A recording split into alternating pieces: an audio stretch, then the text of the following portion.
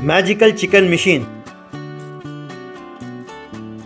मिर्जापुर नाम के गांव में चाहर नाम के व्यक्ति के दो बेटे थे, जीतू और तेजा। उन दोनों में बहुत प्यार था। जब वे दोनों बड़े हो गए तो जीतू की सिमरन से और तेजा की लहरी से शादी हो गई।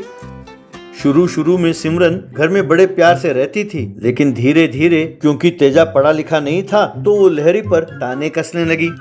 कुछ दिन तक सहने के बाद लहरी चाहर से, बाबूजी, दोनों आप ही के बेटे हैं ना? अपने जेठ जी को तो पढ़ने दिया, पर इन्हें क्यों नहीं पढ़ाया? ये कैसा अन्याय है? जेठ जी बढ़िया नौकरी कर रहे हैं और मेरे पति मैकेनिक का काम कर रहे हैं। ये मुझे बिल्कुल नहीं पसंद। इतना ही नहीं, आपके इस निर्णय के वजह से हर रोज सिमरन दीदी मुझ पर ताने कसती है। मुझसे बर्दाश्त नहीं होता। थी कि तेजा एक प्लेट में चिकन पकौड़ी लेकर वहाँ आया।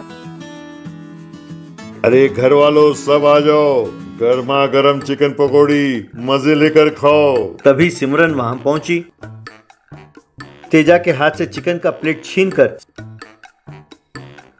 अरे देवर जी, आप चाहे जितना निकम्मा क्यों ना हो, आप जो चिकन पकौड़ी बनाते हैं भाई, उसका स्वाद तो अलग ही होता है। दीदी, ये ठीक नहीं है। आप जानते हैं किससे बात कर रही है? जो जी में आए बोल दिया आपने। ये अनपढ़ है तो क्या हुआ? आपको यूँ ताने मारने की कोई जरूरत नहीं है। अगर जेठ जी ज्यादा पैसे कमाते हैं तो आप खुश रहिए, लेकिन हमारा अपमान करेंगी तो हम चुप नहीं बैठने वाले।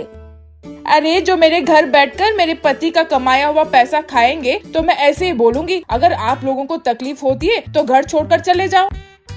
देखो बहू, ये घर इन दोनों बेटों का है। तभी जीतू वहाँ पहुंचा। देखिए पिताजी, इस घर पर जो कर्ज था वो मैंने चुकाया है। अगर आप ये कहेंगे कि ये घर दोनों का है तो मुझे मंजूर नहीं है। अगर इस घर पर हक जमाना हो तो उससे कहिए कि वो ये कर्ज चुका दे और अपना हिस्सा ले ले। क्या कहा बेटे, तुमने कर्ज चुकाया है? बेटे, तेरे पढ़ाई के लिए तेजा ने अपनी पढ़ाई का त्याग किया है। वो मेहनत करता रहा और तुम्हारे स्कूल और कॉलेज की फीस भरता रहा। मैं नहीं जानता था कि तुम एहसान फरामोश हो। जब बात इतनी बढ़ गई है तो मैं भी इस घर में नहीं रहने वाला। हम तीनों इसी वक्त इस घर को छोड़कर जा रहे हैं। कहकर वे तीनों घर छोड़कर चले गए। बाद में तेजा ने जाकर अपने साथ काम करने वाले मैकेनिक बाजवा को घर में जो कुछ हुआ सब बताया। यार तू चिंता ना कर, बचपन से तू मेरे ही पास काम कर रहा है। मैं तुम्हें अच्छी तरह जानता हूँ, इसीलिए बहुत दिनों से मैं तुम्हें एक गिफ्ट देना चाहता था। मैंने ये बात अपने बेटे से कही जो कॉलेज में पढ़ता है। उसने तुम्हारे बनाए हुए चिकन पकौड़ी खाए थे ना, इसलिए उसने अपने दोस्तों के साथ मिलकर कॉलेज में एक मैजिकल चिकन मशीन तैयार किया है। इस मशीन में कुछ करने की जरूरत नहीं है। इसमें बस चिकन डालो तो तंदूरी चिकन बनकर बाहर निकलता है। वो देखो, वो मशीन पड़ा है वहाँ पर। मैं तुम्हें बुलाने ही वाला था, तुम खुद ही चले आए। उस मशीन को देखकर तेजा, मेरे सगे भाई ने मुझे धोखा दिया, पर भगवान का दिया हुआ इस भाई ने मेरी मदद की। शुक्रिया भैया। अगले दिन से तेजा अपने पिताजी और पत्नी की मदद से मैजिकल चिकन मशीन में वो तंदूरी चिकन और चिकन पकौड़े बनाने लगा।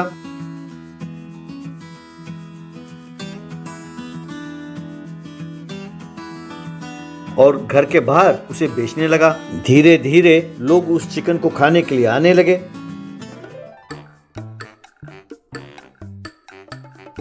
सिमरन और जीतू जब तब आकर तेजा का अपमान करते हुए जाने लगे, लेकिन तेजा, लहरी और चाहर उनकी परवाह नहीं करते थे। धीरे धीरे उनका धंधा खूब चलने लगा। लोग गाड़ियों में आकर वहां मजे से खाने लगे। एक दिन लहरी, तेजा और चाहर तंदूरी चिकन बेच रहे थे कि तभी गाड़ी में बिजनेसमैन धर्मा के साथ जीतू आया। उन्हें देखकर तेजा अपने मन में, ये क्या, इस धनवान के साथ जीतू क्यों आया है? पता नहीं क्या मुसीबत खड़ी करेगा। यूं सोच ही रहा था कि धर्मा तेजा से, भैया 2 प्लेट चिकन देना। देखो जीतू, जानते हो मैं तुम्हें यहाँ क्यों लाया हूँ? बहुत दिनों से मेरे कंपनी में बड़े अच्छे पोस्ट पर काम कर रहे हो। मैं वहाँ तुम्हारी बेइज्जती नहीं करना चाहता था। चुपचाप मुझे बता दो कि तुमने वो 20 लाख कहाँ छुपा के रखा है, वरना पुलिस यहीं पहुँचेगी और तुम्हें कैद करके ले जाएगी। देखिए साहब, बचपन से ही मुझे चोरी करने की आदत नहीं है। मैं मेहनत करता हूँ और पैसे मांग कर लेता हूँ, लेकिन मैं चोरी कभी नहीं करता साहब। मैं स्वार्थी हो सकता हूँ लेकिन चोर नहीं। देखो, हर एक व्यक्ति अपने आप को ईमानदार ही कहता है, लेकिन ईमानदारी इसमें नहीं है कि खुद ढिंडोरा पीटे। दूसरों से कहलवाओ कि तुम ईमानदार हो तो मानूं। ये सब सुनकर वहीं खड़ा तेजा, साहब, मेरा भाई चोर नहीं है साहब, मैं इसे बचपन से जानता हूँ, ये सच है साहब।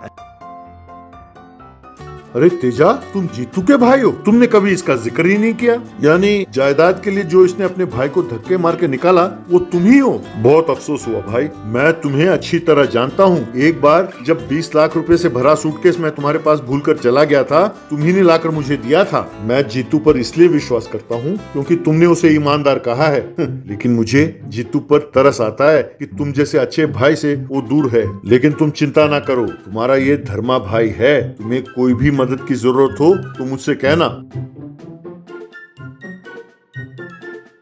ये बात सुनकर जित्तू ने लहरी, चहर और तेजा से माफी मांगा।